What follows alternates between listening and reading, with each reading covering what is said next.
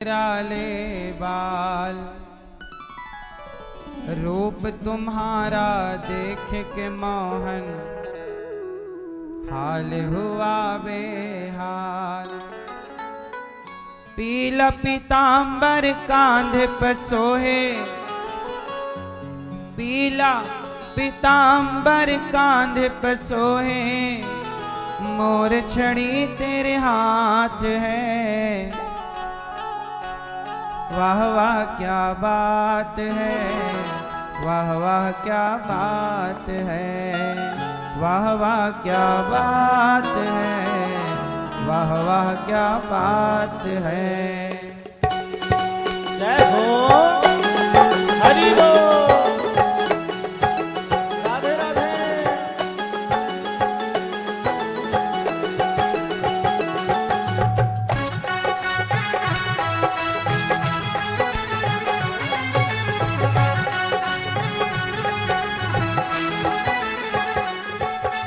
नैन तुम्हारे कजरारे और घुंघराले बाल, नैन तुम्हारे कजरारे और घुंघराले बाल, रूप तुम्हारा देख के मोहन हाल हुआ बेहाल। रूप तुम्हारा देख के मोहन हाल हुआ बेहाल।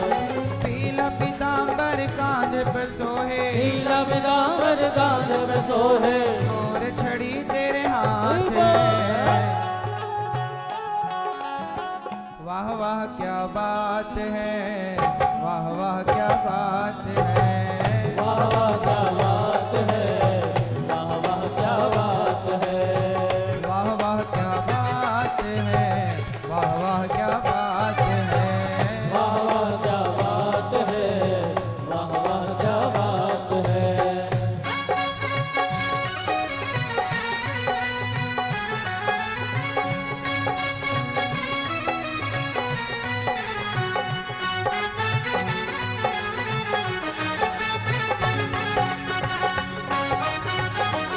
हरि बोल।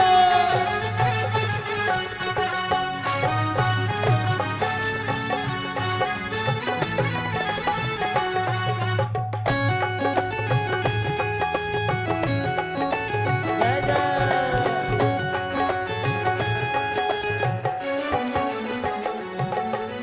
रूप तुम्हारा देख के मोहन चांद सितारे शर्माए, रूप तुम्हारा देख के मोहन चांद सितारे शर्माए। सांवरिया से मिलने देखो सभी देवता है आए। सावरिया से मिलने देखो सभी देवता है आए। भोले बाबा डमरू बजाएं, भोले बाबा डमरू बजाए, ब्रह्मा विष्णु साथ हैं। वाह वाह क्या बात है, वाह वाह क्या बात है, वाह वाह क्या बात है, वाह वाह क्या बात है, वाह वाह क्या बात है, वाह वाह क्या बात है। वाह वाह क्या बात है, वाह वाह क्या बात है। हरि बोल। जय हो। जय हो।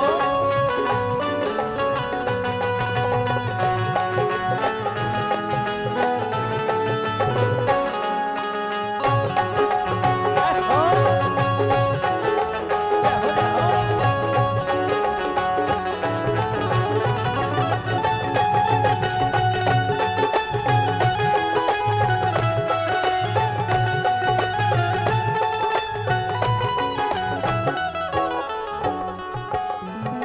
कितनी सोनी कितनी प्यारी तेरी छवि ये लगती है।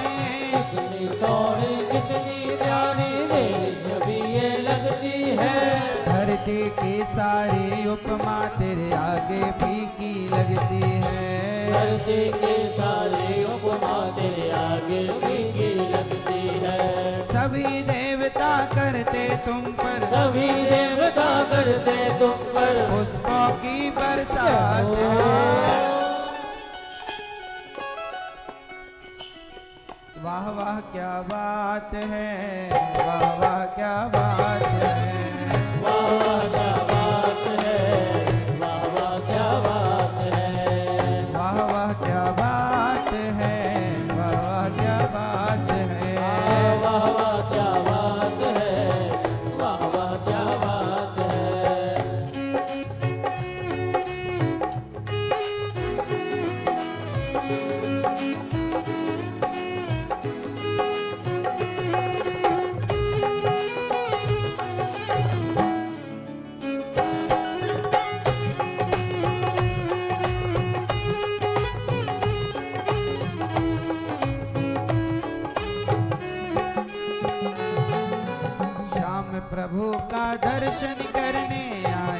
भक्त हजार हैं। श्याम प्रभु का दर्शन करने आए भक्त हजार हैं।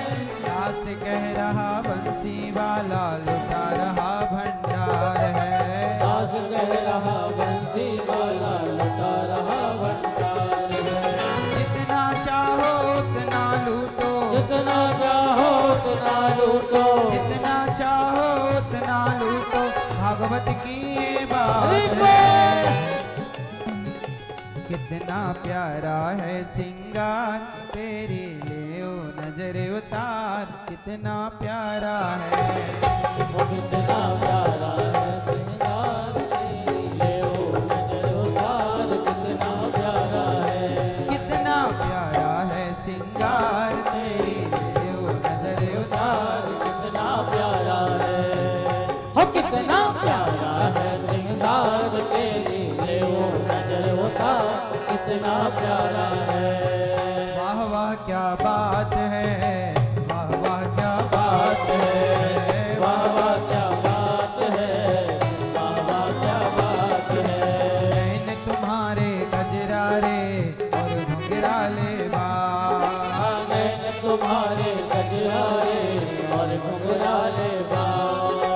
नीला पीताम्बर रूप के मोहन हाल हुआ बेहाल। रूप तुम्हारा देख के मोहन हाल हुआ बेहाल। पीला पीताम्बर कांध पे सोहे, नीला बिनावर गाद में सोहे। मोर छड़ी तेरे हाथ है। जय हो। वाह वाह क्या बात है, वाह वाह क्या बात है। वाह वाह क्या बात है, वाह वाह क्या बात है। वाह वाह क्या बात है, वाह वाह क्या बात है। वाह वाह क्या वाह वाह क्या बात है, वाह वाह क्या बात है। वाह वाह क्या बात है, वाह वाह क्या बात है। वाह वाह क्या बात है, वाह वाह क्या बात है। वाह वाह क्या बात है, वाह वाह क्या बात है। बोलिए भक्त वत्सल भगवान की, कृष्ण कन्हैया लाल की जय जय जय श्री राम। राधे परम मंगलमय परात्पर अखिलेश्वर अखिल ब्रह्मांड नायक परात्पर परब्रह्म भगवान श्री कृष्ण की वांगमय प्रतिमूर्ति श्रीमद् भागवत महापुराण, दूर दूर से आई हमारी माताएं बहनें श्रोतागण भक्तगण, साधना टीवी श्रद्धा टीवी पर कथा का रसपान कर रहे सभी भक्तजनों को जय श्रीमन्नारायण, जय श्री कृष्णा, राधे राधे। स्वागत है आप सबका आज की मंगलमयी अमृतमयी कथा में। भगवान की कथा हम सबके जीवन में कितना बदलाव लाती है ये आप लोगों को देखकर लगता है। कितने लोग शराब से, गांजा से, बुराइयों से दूर होकर और सच्चे सही रास्ते पर आ गए केवल कथा के बल पर। हमारे भैया श्री सुरेश कुमार गर्ग जी, श्रीमती पुष्पा गर्ग जी, भैया श्री विपिन संजना गर्ग जी, अश्विनी ऋतु गर्ग जी, प्रवीण सुनीता बंसल जी, विपिन सिंगला जी, बिंदु सिंगला जी, वंश गर्ग जी, नक्ष और इशिका गर्ग जी, समस्त परिवार लुधियाना पंजाब से आप आए और प्रेम से गंगा में डुबकी लगाकर, सत्संग की गंगा में डुबकी लगाकर कथा सुन रहे हैं। भगवान की कथा आप सब सुनते हैं तो कथा आपके चित्त को पवित्र करती है, हृदय को शुद्ध करती है। साबुन निरमा कपड़े को साफ करते हैं पर सत्संग मन को साफ करती है। अभी ब्रज 84 कोस की यात्रा है। 26 नवंबर से 2 दिसंबर तक आप भी व्रत 84 कोस की यात्रा में सम्मिलित हो सकते हैं और आप भी 84 कोस की परिक्रमा कर सकते हैं। ब्रजमंडल की पूरी परिक्रमा, जहां नंद गांव की, बरसाने की, गोकुल की, गोवर्धन की, वृंदावन की, पूरी ब्रजमंडल की परिक्रमा, कहते हैं 84 लाख योनियों से जो मुक्त होना चाहता है वो 84 कोस की परिक्रमा करते ही 84 लाख योनियों से मुक्त हो जाता है। और भगवान कृष्ण की लीलाएं कई कई जगह पर हुई हैं। कहीं गैया चराए, कहीं रास रचाए, कहीं मिट्टी खाए। वो 84 कोस की परिक्रमा में संपूर्ण दर्शन हम कराते हैं। जैसा कि अभी पिछली बार जब हुआ तो हम स्वयं दर्शन कराने भक्तों को लेकर जाते थे। अभी 10 तारीख को गुरु पूर्णिमा है, तो गुरु पूर्णिमा में यहीं वृंदावन में यह दास अनिरुद्ध रहेगा और आप सभी भगवान का दर्शन करते हुए, गौरी गोपाल भगवान का प्रेम पूर्वक गुरु पूर्णिमा का पावन पर्व हम सब यहां पर मनाएंगे गौरी गोपाल में। 17 तारीख से 18 तारीख से कथा है ऑस्ट्रेलिया में। ऑस्ट्रेलिया के भक्तों को ये दास अनिरुद्ध सूचित करता है कि आप कथा की गंगा में डुबकी लगाने 20 तारीख से 26 जुलाई तक 7 बजे से 9 बजे तक रामकृष्ण मंदिर ऑस्ट्रेलिया। तो आप सभी इस कथा की गंगा में डुबकी लगाने के लिए अवश्य आइएगा, सभी ऑस्ट्रेलिया वासी। और ऑस्ट्रेलिया के भक्तों को, जो भारत की भूमि से भक्त लोग, सनातनी लोग जो वहां गए हैं और वर्षों से वहां काम कर रहे हैं, उन भक्तों को भागवत सुनाने ये दास अनिरुद्ध जा रहा है कि भले वो भारत की धरती से दूर हैं, पर भारत की संस्कृति से वो दूर कभी ना हो। जहां हैं वहीं भारत की संस्कृति उन तक पहुंचे, इसलिए दास जा रहा। वो भारत की धरती से दूर हैं, भारत की संस्कृति से दूर ना हो, और अभी भी दूर नहीं है वो संस्कृति से, संस्कारों से। तो हम भी उन भक्तों का दर्शन कराएंगे, करके आएंगे, आप सबको बताएंगे कि वहां फिर किस तरह से सब लोग किस तरह से रहते हैं। ऑस्ट्रेलिया के बाद हम अमेरिका चले जाएंगे, वहीं से वहीं। तो अमेरिका में भी कथा है 29 जुलाई से 4 अगस्त। तो अमेरिका के जो भक्त हैं, तो आप भी अमेरिका में पहुंचें और प्रेम से कथा का, जो अमेरिका वासी हैं वो कथा की गंगा में डुबकी अवश्य लगाएं, जरूर आएं। भैया परम पूज्य डॉक्टर श्री संजय आचार्य जी के द्वारा ये सुंदर सी कथा का आयोजन अमेरिका में हो रहा है। और इसके बाद हरियाणा तरावड़ी में कथा है, नई मंडी तरावड़ी में 7 से 13 अगस्त।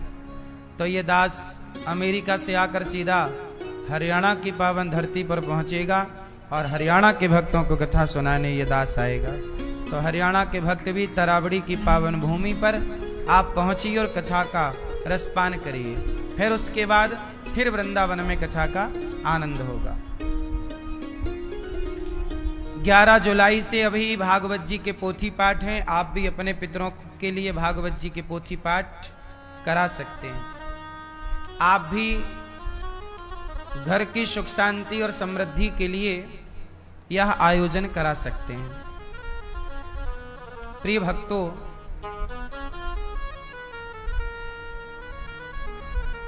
कल हम लोगों ने कथा में सुना कि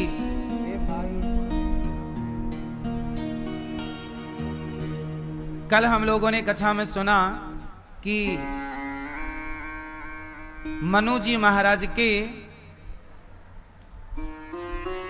3 बेटियों की कथा, भगवान शिव माता पार्वती के संग विराजे। उसके बाद मनु जी के 2 बेटे हुए, प्रियव्रत और उत्तानपाद। उत्तानपाद की 2 पत्नियां हुई, सुनीति और सुरुचि। सुनीति के पुत्र हुए ध्रुव, और ध्रुव जी ने बचपन में ही भगवान को पाकर अपना कल्याण कर लिया। छोटे से बालक थे ध्रुव जी, उनकी माँ ने अपमानित कर दिया, सौतेली माँ ने, और ध्रुव जी ने तपस्या की और भगवान को पा लिया। भगवान को पाते ही जिस माँ ने अपमान किया वही माँ सम्मान करने के लिए खड़ी हो गई। कुल मिलाकर आपको एक छोटी सी बात जो इस कथा से सार के रूप में निकल कर आती है वो आपको मैं बताऊं कि आप किसी को ना देखो, खुद को बेहतर बनाओ। क्यों? सम्मान कितने लोग पाना चाहते हैं? आप में से कितने लोग सम्मान पाना चाहते हैं? हाथ उठाओ। जो सम्मान पाना चाहते हैं वो हाथ उठाएं। तो सम्मान कैसे मिलता है? सम्मान की भीख नहीं मांगनी पड़ती, भैया हमारा सम्मान करो, भैया हमें सम्मान करो। नहीं, सम्मान की भीख नहीं मांगनी पड़ती साहब। ध्रुव जी को उनकी सौतेली माँ ने धक्के मार के निकाल दिया। ध्रुव जी की सौतेली माँ ने धक्के मार कर निकाल दिया। क्यों? क्योंकि उस समय ध्रुव जी के अंदर कोई काबिलियत नहीं थी, ध्रुव जी के अंदर कोई पावर नहीं था। लेकिन जब ध्रुव जी ने मां का अपमान सहा तो ध्रुव जी ने तपस्या स्टार्ट की, और तपस्या करके जब भगवान को पा लिया। जब आपके पास पावर होता है ना साहब, थोड़ा पैसा जरूर कमाओ पर घमंड ना करना कमा के। आपके पास कुछ ना होगा तो सिवाय अपमान के कुछ ना मिलेगा। आज के युग में क्या बात सतयुग की कर लो, त्रेता की कर लो, द्वापर की कर लो, कलयुग की कर लो, चारों युगों में सत्ता और पैसे वालों को सम्मान मिला है। सामान्य व्यक्ति में किसको सम्मान मिला? ध्रुव जी को तो उनकी सौतेली माँ ने धक्के मार दिए। पर वही ध्रुव जब भगवान को पाया, तपस्या की, अपने बल पर भगवान को पाया और भगवान ने 36,000 वर्षों का राज्य दिया, तो वही माता जिसने अपमान किया वही आरती की थाली लेके खड़ी हो गई कि नहीं? सम्मान की भीख नहीं मांगनी पड़ती साहब, कुछ करके दिखाओ, अपने आप सम्मान प्राप्त होगा। इसलिए बिना यहां वहां देखे कुछ करो। बेहतर करने वाले का समाज में सम्मान है, ना करने वाले का कौन सम्मान करेगा? फिर तो मांगते रहना सम्मान की भूख कि हमें भैया सम्मान नहीं मिल रहा है, उनको सम्मान मिला हमें नहीं मिला। भाई उनके जैसे आप क्यों नहीं बनते? आप अपने को बेहतर क्यों नहीं बनाते? इसलिए बेहतर बनाने में समय लगाओ, अपने को बेहतर बनाओ, अपने को काबिल बनाओ। अपना समय ना गवाओ व्यर्थ की बकवासों में, व्यर्थ के लोगों के पास बैठकर समय ना बर्बाद करो। आज हमारे भैया श्री अमन जी बिहार से आए हैं। इन्होंने भागवत जी का आयोजन कराया था अपने गांव में, उदयपुरा में, और अपने गांव के लोगों को, क्षेत्र के लोगों को, सारे बिहार वासियों को कथा सुनवाई। ये छोटा बालक है, अपनी मेहनत के बल पर इन्होंने नाम कमाया, इज्जत कमाई। इन्होंने सम्मान की भीख किसी से मांगी नहीं। और आप सबसे मैं कहता हूं कि आप में ईश्वर ने वो काबिलियत दी है। ऐसा नहीं है कि ईश्वर ने किसी को ज्यादा काबिल बनाया और किसी को कम काबिल बनाया। ईश्वर की ओर से तो बंटवारा सबको एक सा हुआ। फर्क कितना, कोई अपनी बुद्धि का सही उपयोग कर पाया, कोई नहीं कर पाया। इसलिए आप लोग सही वक्त पर सही निर्णय लेना सीखिए। ध्रुव जी तपस्या करके लौटे, सम्मान मिल गया। इसके बाद ध्रुव जी के वंश में भगवान पृथु हुए, जिन्होंने 10,000 कान मांगे। ध्रुव जी को भगवान ने दर्शन दिया। अंत में ध्रुव जी भगवत धाम गए, मृत्यु के सिर पे पांव रख के। इन्हीं के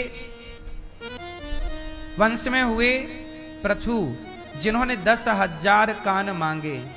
कान कितने हैं आप लोगों के? 2। कितने होने चाहिए? अच्छा, आपका मुंह कितने हैं?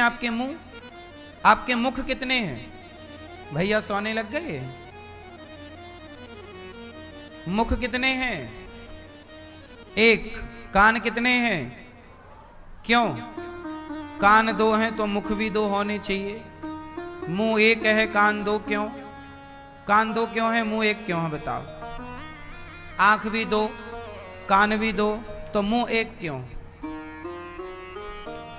क्या मैसेज है? भगवान ये कहना चाहते हैं कि मुख एक है मतलब बोलना कम है, कान दो हैं मतलब सुनना ज्यादा है।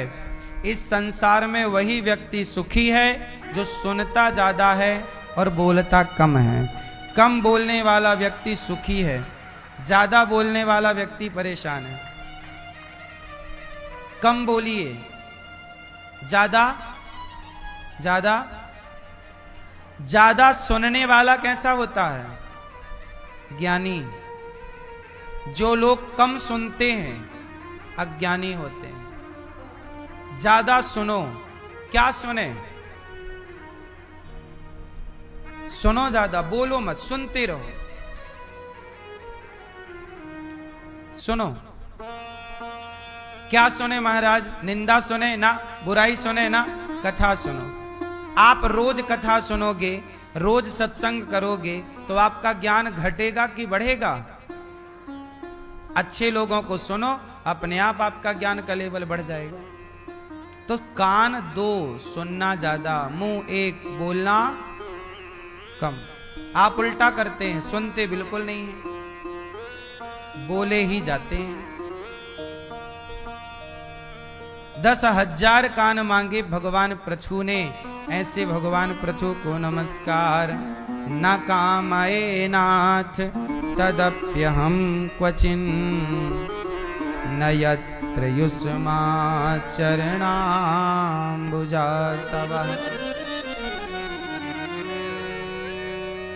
भगवान ने बड़ी कृपा की। एक बार क्या हुआ, प्राचीन बरही नाम के एक राजा थे। भागवत जी में कथा है, सुखदेव जी कहते हैं परीक्षित राजा प्राचीन बरही नाम के एक राजा थे। वो यज्ञ करते थे, परंतु उस यज्ञ में वो बहुत सारे पशुओं की बलि चढ़ाते थे। क्या करते थे? बहुत सारे पशुओं की, बोलो बोलो, बलि चढ़ाते थे। बहुत सारे पशुओं की बलि चढ़ाते थे, यज्ञ करते थे, बलि चढ़ाते थे। आज भी लोग बलि चढ़ाते हैं, जानवर मारते हैं। तब नारद जी ने कहा प्राचीन बरही से, महाराज आप ही इतने सारे पशुओं की बलि क्यों चढ़ाते हैं? बोले यज्ञ का विधान है। तब नारद जी ने कहा ना, आपको समझने में भूल हुई है। हमारे सनातन धर्म में अहिंसा की बात है। आपने जितने जानवरों को यज्ञ के नाम पर मारा है, अब वो जानवर आपके साथ क्या व्यवहार करेंगे? देखो आकाश में वो सारे तुम्हारा इंतजार कर रहे हैं कि तुम आओ और अपने वो सींग तुम्हारे पेट में घुसाएं और तुम्हें भी दंड दें, तुमने मारा है। अब तो प्राचीन बरही डर गए कि महाराज मैं करूं क्या? बोले देखो यज्ञ करना सही है, पर यज्ञ में किसी की बलि देना सही नहीं है। पूजा करना सही है, बलि देना सही नहीं है। अच्छा बलि किसकी देना चाहिए? उत्तर दो। किसकी बलि चढ़ाना चाहिए? किसकी बलि? जोर से, जोर से। आपके अंदर घमंड है या नहीं? बलि चढ़ानी है तो अपने भीतर के अभिमान की बलि चढ़ा दीजिए। बलि चढ़ाना है तो अपने भीतर के झूठ की बलि चढ़ा दीजिए, अपने भीतर की बुराइयों की बलि चढ़ा दीजिए। किसी जानवर को मार देने से पाओगे क्या? इसलिए हमारे यहां जीव हत्या पाप है। कौन सी हत्या पाप है? जीव हत्या पाप है। नारद जी ने उन्हें पुरंजनोपाख्यान की कथा सुनाई कि संसार में उलझने का मूल कारण है आसक्ति। आज लोग स्त्री से पुरुष से इतने आसक्त हैं कि वो सुलझ ही नहीं पाते, उलझे हैं। ऐसे उलझे हैं कि पूछो ही मत। सारी जिंदगी उलझन में गुजार देते हैं। पत्नी में मन लगाओगे तो अगले जन्म में आप स्त्री बनोगे। पुरुष में मन लगाओगे अगले जन्म में आप पुरुष बनोगे। पैसे में मन लगाओगे अगले जन्म में आप सांप बनोगे। चोरी में मन लगाओगे अगले जन्म में कुत्ता या बिल्ली बनना पड़ेगा। आप पराई स्त्री पराई पुरुष में मन लगाओगे नाली का कीड़ा बनना पड़ेगा। ये जैसी जैसी योनियां हैं वह कैसी कैसी योनियां बनी, जैसा पाप वैसी गति। ये 84 लाख ईश्वर के जेल हैं। कुत्ता बिल्ली मक्खी मच्छर क्या है ये सब ईश्वर का जेल है। आपने गलत किया तो आपको ईश्वर ने उठाकर कुत्ता का शरीर दे दिया, बनो कुत्ता। अब आप कुछ नहीं कर सकते। सुअर बना दिया ईश्वर ने, बनो सुअर। आप लोगों को अगले जन्म में क्या बनना है? मैया बैठ जाओ मेरी माँ, ये छोरा बैठ जा भैया। आपको अगले जन्म में क्या बनना है? क्यों मैया, पीली मैया क्या बनोगी अगले जन्म में? पीछे वाली मैया आप अगले जन्म में क्या बनोगी? जोर से मैया आप क्या बनोगी अगले जन्म में? बताओ भैया आप क्या बनोगे अगले जन्म में? हैं? आप क्या बनोगे अगले जन्म में? मनुष्य कन्फर्म है? आप लोग अगले जन्म में वही बनोगे जहां आपका मन होगा। यदि आपका मन स्त्री में लगा है तो आप स्त्री बनेंगे, पुरुष में लगा है तो पुरुष बनेंगे, और भगवान में मन लगाओगे तो मोक्ष के अधिकारी हो जाओगे। वरना 84 लाख योनियों में भटकते रहना। अंते या मति सा गति, जिसकी मति जैसी उसकी गति वैसी।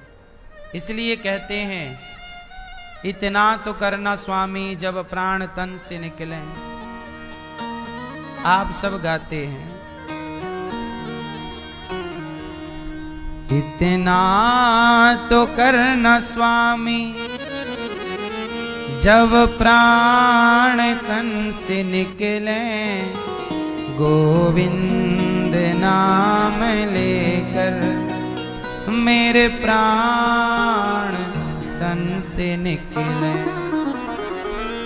आना जरूर आना, राधे को साथ लाना, मुरली मधुर बजाना, जब प्राण तन से निकले। पीतांबरी कसी हो, होठों पे कुछ हंसी हो, छवि मन में ये बसी हो, जब प्राण तन से निकले। इतना तो करना स्वामी, हे प्रभु इतना तो करना स्वामी जब प्राण तन से निकले। भगवान का नाम लेकर ही, भगवान का चिंतन करते ही प्राण जाए, अच्छा है। तो आप लोग सावधान रहिएगा, खासकर मरते समय। और कब मरना, कब मरने का टाइम आए कोई नहीं जानता, इसलिए हर समय भगवान का चिंतन करिए। काम करो पैसे कमाओ, प्रभु का गुणगान गाते रहो। स्मरण किसका है? भगवान का होना चाहिए। इसके एक कथा सुनाऊं आपको।